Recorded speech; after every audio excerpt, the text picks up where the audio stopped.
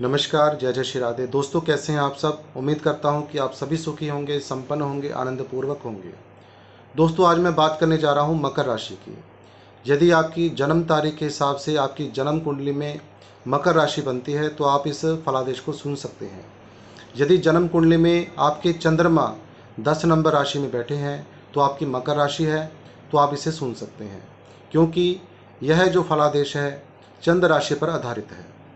तो इसमें मैं 3 बड़े ग्रहों की बात करने वाला हूँ: शनिदेव, देवगुरु बृहस्पति और राहु। शनिदेव इसलिए बात करने जा रहा हूँ क्योंकि शनिदेव 2.5 वर्ष तक एक ही राशि में विराजमान रहते हैं। देवगुरु बृहस्पति की इसलिए बात होगी क्योंकि 1 साल तक यह भी एक राशि में रहते हैं। राहु की बात इसलिए होगी क्योंकि 18 महीने यह भी एक ही राशि में रहते हैं। तो सबसे पहले मैं बात करूंगा शनिदेव की। इसको पूरा सुने, समझें और जानें कि आपके जीवन में क्या क्या कुछ घटित होने वाला है। इन सभी बातों की मैं चर्चा करने वाला हूं। तो नमस्कार, मैं हूं एस्ट्रोलॉजर आशीष शर्मा और मेरे इस ज्योतिष चैनल एस्ट्रो22 में आप सभी का हार्दिक अभिनंदन है, स्वागत है। दोस्तों, शनिदेव 28 मार्च 2025 को कुंभ राशि से निकल करके मीन राशि में पहुंच जाएंगे और काल पुरुष कुंडली के हिसाब से मकर राशि में यह मकर राशि की जो कुंडली बनेगी उसमें यह तृतीय भाव से अपना गोचर करेंगे। तीसरा भाव जो होता है यह पराक्रम का होता है, साहस का होता है, छोटे भाई बहनों का होता है और छोटी मोटी यात्राओं का भी होता है। तो आपकी शनिदेव यहाँ पर पहुँच करके आपकी यात्राएं अवश्य कराएंगे। छोटी हो बड़ी हो, यात्राएं अवश्य होंगी। छोटे भाई बहनों के साथ आपका कोई मनमुटाव चल रहा था वह दूर हो जाएगा। अब इसके अलावा आपको यह पराक्रम भी कराएंगे। आपके जीवन में हार्ड वर्क भी लाएंगे। आपके जीवन को जैसे कहते हैं ना, कोयले से हीरा निकल जाता है, वैसे ही बना देंगे। क्योंकि यह पराक्रम किस चीज़ में कराएंगे, उन्हीं दृष्टियों से समझेंगे इनकी। सबसे पहले इनकी दृष्टि पड़ेगी पंचम भाव में। यदि आप विद्यार्थी हैं तो आप अपनी विद्या के लिए, अपनी स्टडी के लिए खूब पराक्रम करेंगे। यहाँ पर आप यदि कोई महिला हैं मकर राशि की और आप कोई संतान कंसीव करना चाहती हैं तो पूरा 2.5 वर्ष आपके लिए बहुत ज़बरदस्त रहेगा, क्योंकि शनिदेव ज्ञान के देवता, ज्ञान के ग्रह देवगुरु बृहस्पति की राशि में हैं और यहाँ से तृतीय भाव को देखेंगे, यानी तृतीय दृष्टि से पंचम भाव को देखेंगे। पंचम भाव होता है संतान का, तो संतान कंसीव करने में कोई समस्या नहीं आएगी। अपने जीवन में भी लक्ष्य की ओर आगे बढ़ सकते हैं। अब सबसे दूसरी दृष्टि जो पड़ेगी, पहली दृष्टि तो पड़ी है शनिदेव की पंचम भाव में, दूसरी दृष्टि पड़ेगी नवम भाव में, जो कि भाग्य का होता है। जब शनिदेव भाग्य भाव को देखें और वहाँ पर इनकी मित्र की राशि हो, जैसे कि मकर राशि में यहाँ पर 6 नंबर आता है नवम भाव में, तो 6 नंबर जो होता है ये बुध का होता है। बुध इनके परम मित्र हैं और ज्ञान के देवता, ज्ञान के जो गुरु हैं उनकी राशि में ये बैठे हैं, विराजमान हैं। तो छोटी मोटी यात्राएं आपकी कराएंगे, लेकिन वह धार्मिक यात्राएं अवश्य होंगी। आपका कोई ना कोई ऐसी प्लानिंग बनेगी कि आपको धार्मिक यात्रा करनी पड़ेगी और उस धार्मिक यात्रा को करने से आपका भाग्य उदय होगा। अब यहाँ पर भाग्य स्थान को देखने से आपका भाग्य उदय होगा, लेकिन उसके साथ साथ आपको अपने एफर्ट लगाने पड़ेंगे। आपको पराक्रम भी करना पड़ेगा, साहस भी दिखाना पड़ेगा अपना, क्योंकि तृतीय भाव में है। साहस से काम लेना पड़ेगा और आपके पराक्रम और साहस का जो बेनिफिट आपको भाग्य के रूप में मिल जाएगा 2.5 वर्ष के अंदर अंदर। क्योंकि अभी ये मान के चलें कि मकर राशि वाले 28 मार्च 2025 से शनि की 7.5 से बाहर आ जाएंगे, तो इनका कैरियर की शुरुआत हो जाएगी, भाग्य की शुरुआत हो जाएगी। क्योंकि जब व्यक्ति 7.5 में होता है उसके कई कामों में रुकावट आ जाती है, परिवारों में तनाव हो जाता है, परिवार में कोई दुख की स्थिति आ जाती है, लड़ाई झगड़े हो जाते हैं, वाणी खराब हो जाती है, व्यापार में नुकसान होता है। लेकिन अब आपको डरने की आवश्यकता नहीं है क्योंकि शनिदेव यहाँ पर बहुत कुछ करने वाले हैं, आपके भाग्य को बदलने वाले हैं। अगली बात करूँगा शनिदेव की अगली दृष्टि की, जो कि अंतिम दृष्टि है, दसम दृष्टि। तो यह पड़ेगी 12वें भाव में। अब 3rd हाउस से 12वें भाव को देखना। तीसरा भाव जो होता है यह पराक्रम का होता है, साहस का होता है। 12वां भाव विदेश यात्रा का भी होता है। यदि आप बहुत समय से प्रयास कर रहे हैं कि मैं अब्रोड जाके स्टडी करूं, अब्रोड में कोई काम करूं, तो इस समय का जो इंतज़ार था आपका ख़त्म हो जाएगा। 28 मार्च के बाद आप अप्लाई करें। आप 101% आपके जो है ये बाहर के कार्य बन जाएंगे, विदेश यात्रा के। विदेश में कोई भी कार्य आप करना चाहते हैं, कोई नौकरी, कोई सर्विस या किसी काम से भी आप जाना चाहते हैं, चाहे स्टडी बेस में जाना चाहते हैं, तो बहुत अच्छा समय रहेगा यह। क्योंकि अपना एफर्ट आप बाहर जाने में लगाएंगे तो उसी एफर्ट का आपको नतीजा अच्छा मिलेगा। अब यहाँ पर आपके खर्चे भी होंगे। क्यों नहीं होंगे? क्योंकि यदि आप कहीं बाहर का अप्लाई करते हैं, किसी एक जगह से निकल करके दूसरी जगह जाते हैं तो खर्चा होगा, लेकिन गलत चीज़ों में खर्चा नहीं होगा, आपकी सही चीज़ों में ही खर्चा होगा, जिसको हम कहते हैं अच्छा खर्चा हो जाना, यानी किसी चीज़ का हमें मूल्य प्राप्त हो जाना। तो यह चीज़ें आपके साथ होंगी। इसके अलावा अब बात करूंगा मैं देवगुरु बृहस्पति की। देवगुरु बृहस्पति 14 मई 2025 को वृष राशि से निकल करके मिथुन राशि में प्रवेश कर जाएंगे, और यह छठा भाव है जहां पर देवगुरु बृहस्पति अगला समय अपना बिताएंगे 14 मई के बाद। छठा भाव दोस्तों होता है सबसे पहले नौकरी सर्विस का, फिर रोग ऋण और शत्रु का। यदि आप अभी तक प्रयास कर रहे थे, कोई नौकरी सर्विस का कार्य आपका नहीं बना, 14 मई के बाद 100% बनेगा।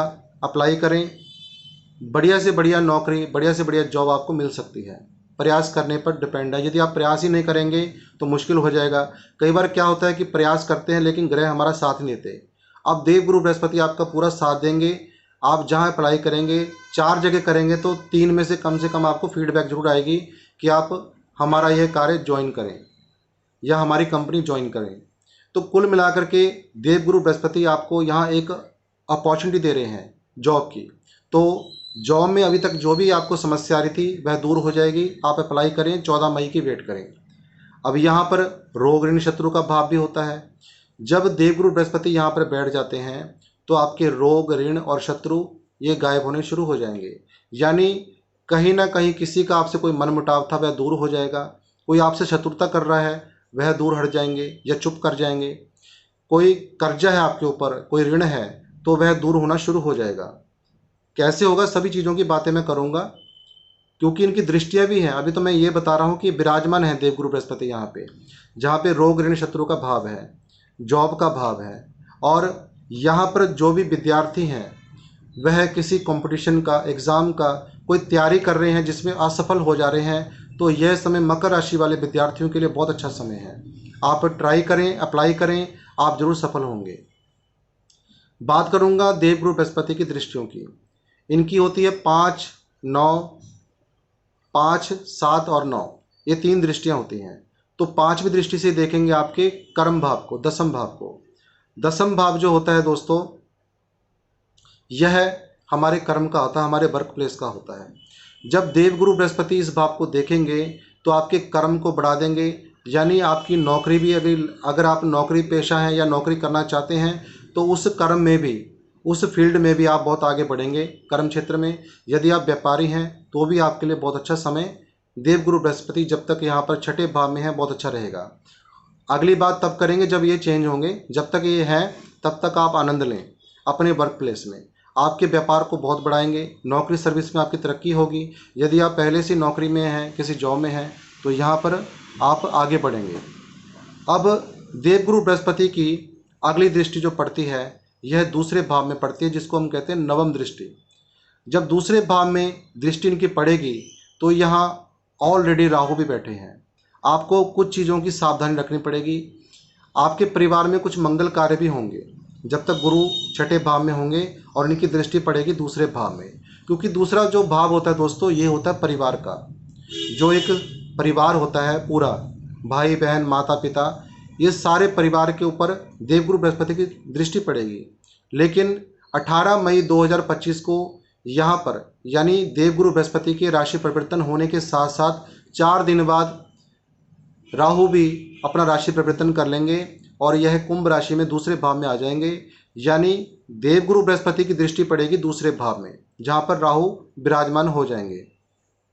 यहाँ पर होगा क्या, जब भी कोई मंगल कार्य होता है, कोई माहौल अच्छा होता है परिवार में, तो आप अपनी वाणी पर संयम रखें। कोई वाणी से ऐसी बात ना कहें जिससे परिवार में माहौल खराब हो जाए।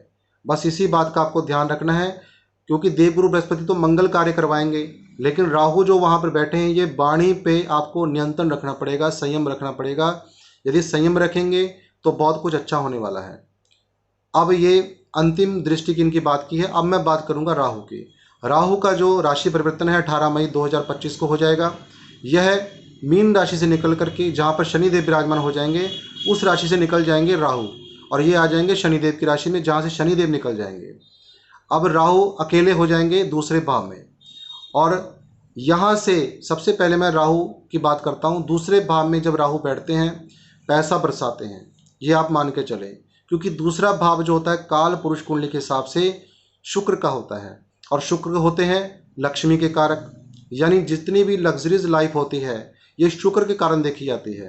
जब यहाँ पर राहु बैठ जाते हैं तो एक दैत्य गुरु शुक्राचार्य के भाव में एक राक्षस ग्रह जब बैठ जाता है तो आपको अपार धन से लाभान्वित कर देगा। आपके जीवन में आपकी वाणी के जरिए, यदि आप अपनी वाणी को मीठा रखते हैं तो अपनी वाणी के जरिए बहुत आप अपना काम निकाल सकते हैं, बहुत जगह आप लाभ कमा सकते हैं, क्योंकि यहाँ पर पैसों की बौछार होगी। आपकी वाणी में एक तेज होगा, एक सरस्वती बैठ जाएगी, ये मान के चलें। तो यहाँ पर आप वाणी के जरिए दूसरों को अट्रैक्ट कर सकते हैं, अपना लाभ ले सकते हैं, अपना काम निकाल सकते हैं। कई चीज़ें यहाँ पर राहु आपको प्रदान करेंगे, लेकिन परिवार में बहुत सोच समझ करके आपको बातचीत करनी है। इवन कि यदि आप कहीं अपने वर्क प्लेस में हैं, किसी क्लाइंट से बात करते हैं तो बहुत सॉफ्टली बात करें और मीठी मीठी बातें करें, जिससे कि राहु भी आपको अच्छा लाभ देने में सक्षम रहेंगे। अब यहाँ से राहु देखेंगे छठे भाव को, तो छठा भाव में मैंने बताया कि देवगुरु बृहस्पति वहाँ पर बैठे हुए हैं। जब यह छठे भाव को देखेंगे तो नौकरी सर्विस आपकी बहुत ज़बरदस्त रहेगी, नौकरी सर्विस लगेगी और पैसा भी आएगा। इसके अलावा रोग ऋण शत्रु, मैंने आपको कहा था ना, रोग ऋण शत्रु, जब देवगुरु बृहस्पति यहाँ बैठे हैं ऊपर से राहु यहाँ पर देखेंगे, जब छठे भाव को राहु देखते हैं तो यह भी इनका गढ़ माना जाता है, क्योंकि काल पुरुष कुंडली के हिसाब से बुध का भाव है और बुध इनके परम मित्र हैं। जब अपने मित्र के भाव को ये देखेंगे तो वहाँ से रोग ऋण शत्रु इनका सफाया करेंगे और किसी भी कंपटीशन एग्जाम में आपको आगे निकालेंगे, क्योंकि जो दिमाग राहु दे सकता है वह कोई ग्रह नहीं दे सकता। चाहे वो विद्यार्थी हैं, चाहे कोई व्यापारी है, चाहे कोई नौकरी सर्विस करने वाले हैं, दिमाग या चतुराई यह राहु के अलावा और कोई ग्रह नहीं दे सकता, और बहुत तीव्र गति से ये राहु प्रदान कर देते हैं। तो आप एफर्ट लगाएं, अपना एफर्ट के साथ साथ नौकरी सर्विस को प्राप्त करेंगे और अपने नौकरी व्यापार में बहुत आगे बढ़ने वाले हैं। पैसों की बौछार आपके जीवन में होने वाली है, यानी धन की कोई भी कमी आपके जीवन में नहीं रहेगी राहु के इस गोचर में। परिवार में थोड़ा शांति बना के रखें, संयम बना के रखें, मीठी वाणी बोलिए, बिना आपा खोए, अपना आपा नहीं खोना और मीठी वाणी आपको बोलनी है। अब यहाँ से अगली दृष्टि इनकी पड़ेगी राहु की अष्टम भाव में, तो ससुराल से भी आपको लाभ होने के पूरे चांस बनते हैं। यहाँ पर संकेत दे रहे हैं, क्योंकि अष्टम भाव होता है पैतृक संपत्ति का, ससुराल का, और अचानक से कोई संपत्ति मिल जाना। तो जब राहु अष्टम भाव को देखेंगे तो आपको कोई ससुराल से कोई सपोर्ट मिल सकती है, कोई पैतृक संपत्ति का आपका कार्य बन सकता है जो कि बहुत पहले से अटका पड़ा है या कार्य सफल नहीं हुआ, उसमें कोई ना कोई अवरोध पड़ चुका है, तो वह राहु की दृष्टि पड़ते ही ये चीज़ें सब दूर होनी शुरू हो जाएंगी। लेकिन यहाँ पर परिवार में भी और ससुराल में भी आपको अपने संबंध मधुर बना के रखने पड़ेंगे, वाणी मीठी बोलनी पड़ेगी, क्योंकि जब राहु दूसरे भाव में बैठेंगे, वाणी वाले भाव में अष्टम भाव को देखेंगे, ससुराल वाले भाव को, तो आपको अपने ससुराल में भी बहुत ध्यान से रहना है, क्योंकि यहाँ पर लड़ाई झगड़े के चांस भी बन जाते हैं। पैतृक संपत्ति अलग बात है, एक विरासत में कोई प्रॉपर्टी मिल जाना, संपत्ति मिल जाना, वह अलग इशू होता है, लेकिन उसके साथ साथ अपनी जुबान पर भी आपको कंट्रोल रखना पड़ेगा, मीठी वाणी बोलनी पड़ेगी, आपके सारे कार्य सफल हो जाएंगे। थोड़ा सा आपको, जैसे हम कहते हैं, नेगेटिविटी आपके ऊपर जरूर काम करेगी, जिसको हम कहते हैं भ्रम की स्थिति आपके जीवन में आएगी राहु के होते हुए, लेकिन उस भ्रम से आपको निकलना होगा। तो नीले रंग का परहेज करते रहें तो अच्छा रहेगा जब तक राहु दूसरे भाव में है। अब इनकी अंतिम दृष्टि की बात करूंगा, बहुत ज़बरदस्त दृष्टि है ये। दसम भाव में इनकी अंतिम दृष्टि पड़ेगी और यहीं पर देवगुरु बृहस्पति भी देख रहे हैं कर्म भाव में। दसम भाव होता है वर्क प्लेस, कर्म का भाव, जहाँ से व्यक्ति अपना पैसा कमाता है, मान सम्मान कमाता है और अपने परिवार का पालन पोषण करता है। तो राहु के दूसरे भाव में, जो कि संचित धन का है, धन की कमी नहीं करेगा, और गुरु की दृष्टि पड़ रही है। नौकरी सर्विस व्यापार में आपको बहुत लाभ होने वाले हैं। कुल मिलाकर के जो गोचर है शनि गुरु और राहु का, यह बहुत ज़बरदस्त हो रहा है। केतु आपके अष्टम भाव में पहुंच जाएंगे। यह कन्या राशि से निकल करके सिंह राशि में, यानी पंचम अष्टम भाव में। अष्टम भाव ससुराल का होता है, जो मैंने अभी बताया आपको। तो जहाँ केतु बैठते हैं ये उस स्थान से डिटैच कराते हैं। तो आपको संबंधों को बिगाड़ना नहीं है ससुराल में। यदि आप मैरिड लाइफ आपकी है, आप शादीशुदा हैं, तो अपने ससुराल में संबंध अच्छे बनाए रखें, क्योंकि केतु यहाँ पर बैठ के डिटैच कराएगा, आपकी दूरी बनवाएगा। तो उस दूरी को ना बनने से रोकना आपके हाथ में है। एक तो वाणी पर संयम, दूसरा नीला और ग्रे रंग का परहेज। इन चीज़ों को आप देखें। और यदि आज की यह जानकारी आपको अच्छी लगी हो तो लाइक अवश्य कर दें, अपने मित्रों के साथ शेयर करें। और जितने भी नए दर्शक मेरे इस चैनल में आ रहे हैं तो उनसे यही प्रार्थना है कि चैनल को सब्सक्राइब करना बिल्कुल भी ना भूलें। यदि आप अपनी कुंडली का विश्लेषण करवाना चाहते हैं तो दिए गए नंबर पर आप व्हाट्सएप मैसेज करके परामर्श भी ले सकते हैं, अपॉइंटमेंट ले सकते हैं, शुल्क की जानकारी प्राप्त कर सकते हैं। नमो नारायण। जय जय श्री राधे।